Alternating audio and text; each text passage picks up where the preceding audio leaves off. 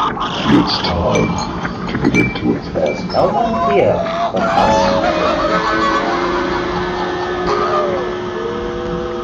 us. Stool With Matt Nic.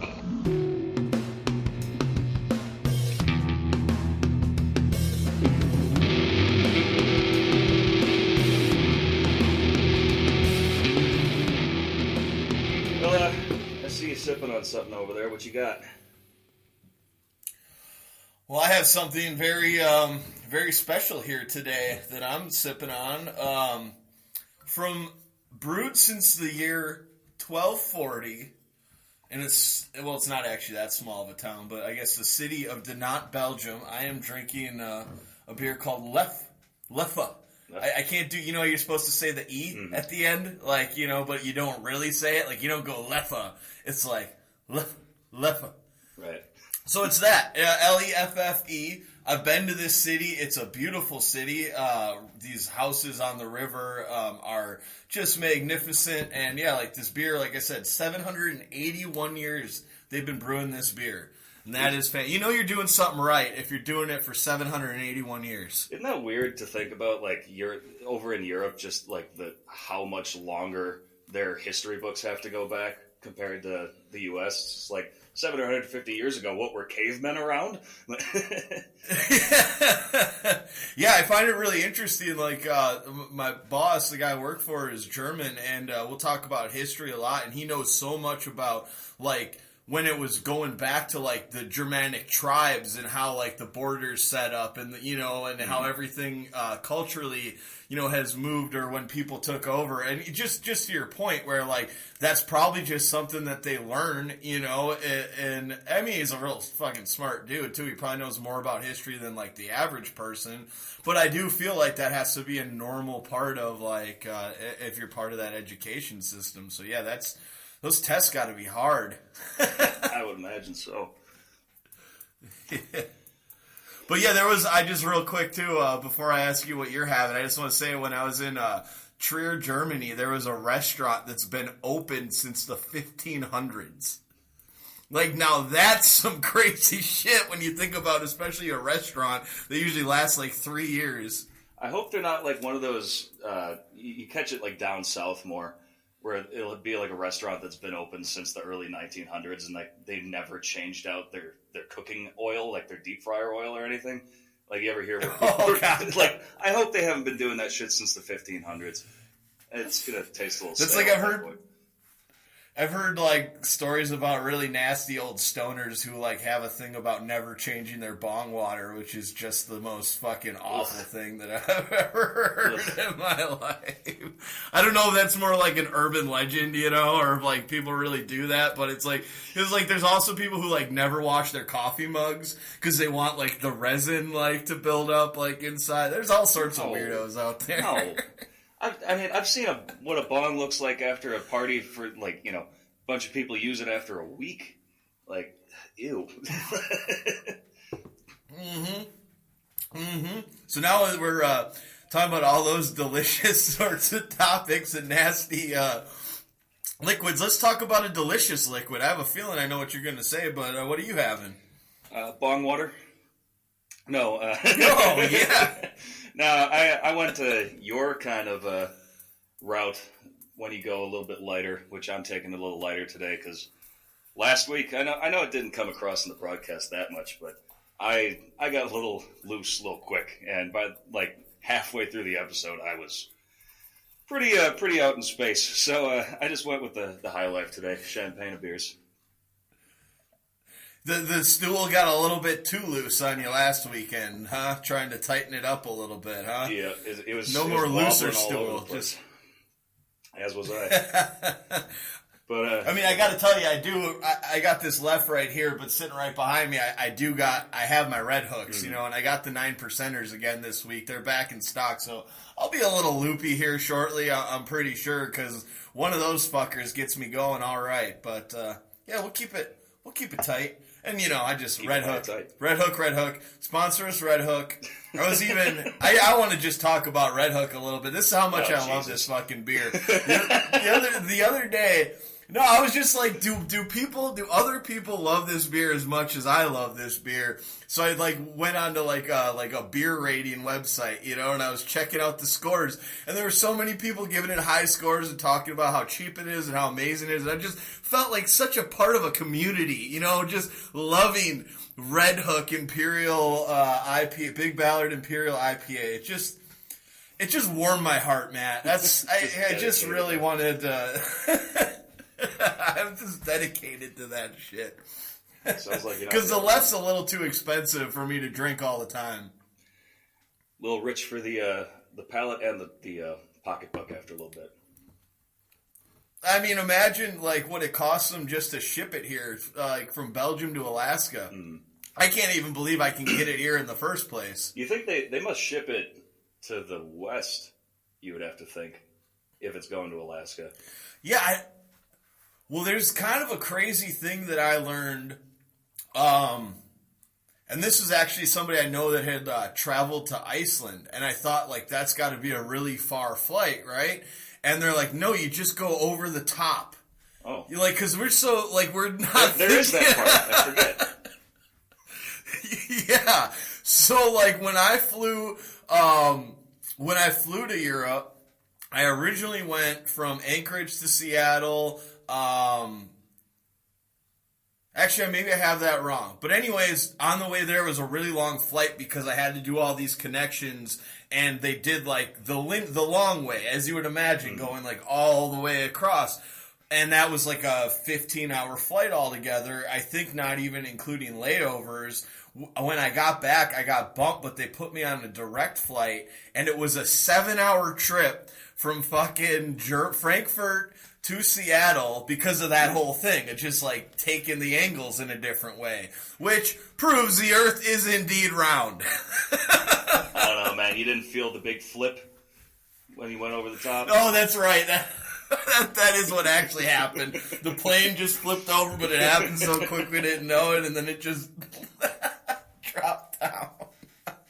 But yeah, it's like you never think about that. Like, yeah, it's a sphere, so you can take paths that you wouldn't really think normally. But yeah, it is odd though, because I think we're almost directly on the other side of the world of them, because my sister in Luxembourg, there's a 10-hour time difference. And if I do the math, I think the furthest you can be is a 12-hour time difference, right? That would make sense. So it's almost directly like on the other side of the world. Mm-hmm. Well, yeah. Getting into just what I fucking did today, I got another. I walked next door to the gas station, right? And as I've mentioned before, I live next to a bar. Guess what? Guess what I saw when I walked outside? Vomit. God damn it! Again, right in front of my steps. Like, why is that the spot? I shouldn't have been able to guess that so easily. Yeah, that's just fucking terrible. Son of a bitch. Like, I'm oh thinking my about God. because of the weather, like it's raining all the time right now. Like, I can't really use poster board or anything. Like, but maybe if I put it in my window, like a big sign that says, "Hey, asshole, puke in the grass." Like, will that work? It won't. It won't. I'm answering my question. I was thinking you maybe get like little like traffic cones, or even like a rope, like you find like one of those things you find in like like a velvet lines, rope, and you just like rope. Yeah, like a velvet rope. That's what like a little sign at the end that says on. designated vomiting area. It's like a smoker's area. Yeah, well, see, I was going the other way where you're like protecting your porch area, and this is not. Behind the velvet rope is not the puking area, or behind the traffic cones or whatever. Yeah. And it would look really nice, like, if you bring in maybe a lady home back to your house, and she arrives and she sees at your doorstep you have this velvet rope, and you gotta unclick it, and open it up to let her, here you go. She's gonna go, oh man, this guy's classy. She's gonna be real disappointed when she goes through the threshold. Exactly, that's the funniest part about it. But I always wanted to do this in the opposite way, I want to have an amazing house, but on the outside it looks like the biggest pile of shit on earth. Like, just the entire facade is just fucking awful, but then you go inside and it's immaculate. Like, that's a dream of mine, honestly. That was kind of like Danzig's house for the longest time. I don't know if you ever saw pictures of that, but he purposely made it look on the outside like kind of like a, not super rundown, but a little bit. Like, it looked like a haunted, like, mini mansion with, like, the wrought iron gates, and, like, there was, like, parts of the roof that were different and just, like, patchworky kind of, like, you know, crooked windows and shit. Heck yeah.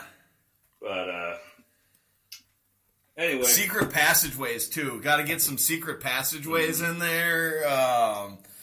A bat cave. Or, like, yeah, I thought of that, too. Like, you have, like, you do it all sub-basements. Like, a basement and then sub-basements. But on the top level, it's just like a porta-potty. It's really an elevator. Okay, so you go into the porta-potty.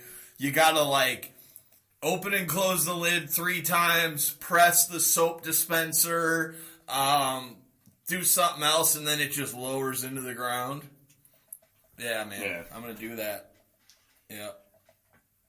You know, I saw, when just mentioning the crooked windows made me think of, like, I'm going to get back to why I was, like, at my short little anecdote about, I'll just get it out of the way right now. I went over there to get coconut water. And I love getting, like, for when you're a little bit hungover, a little groggy in the morning, there is, like, I swear there's nothing better than just ice cold coconut water. And I got the Vita Coco. Like, it's amazing. And what I just noticed the other day. I don't think you got my reaction right, but go ahead. Oh, you don't like it? Sorry, I was looking at the bottle, now you. But I love it. And well, I went, yuck! Oh, I thought you said yeah. Oh, no. On the side of the Vita Coco thing, right here, it says, perfect for post-workouts, hangovers, afternoon boosts, smoothies, and general human tendency to get thirsty. And I think they really know their clientele, and I appreciate that. But, anyway, especially at the end where they start out very specific, and then they just throw up a circus tent and include everybody and those people who get thirsty. You know, like, it really. It's like, okay, you can use it for these specific things. It's very good. Or if you just happen to get thirsty, that's, you know, because you don't want to exclude anybody. Right. Yeah, but I mentioned those crooked windows. I actually forgot I even was going to bring this up. Maybe I'll kind of halfway save it for a future episode where I can do a little more research. But I saw it yesterday, and every time I see this, I think I think about the story, and like I heard it a long time ago. But you ever hear of a witch window? I don't think so. No. It's so apparently like it's also called a Vermont window.